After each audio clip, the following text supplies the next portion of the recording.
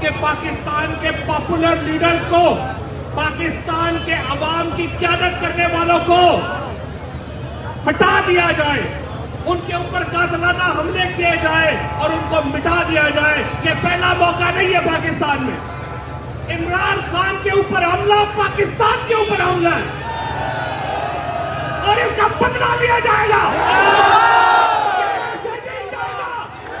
हमारे बच्चों का खून यहाँ पाए, हमारे लीडर का खून यहाँ पाए, ये बदला लोगे। पाकिस्तान के तरीके इंसाफ के लोगों को मैं कहता हूँ, वादा करो, बदला लो। जिस तरीके से हम अमन की पार्टी है, हम बंदूकों वाली पार्टी नहीं है, लेकिन हमारे लीडर के ऊपर बंदूकों से हमला किया गया है।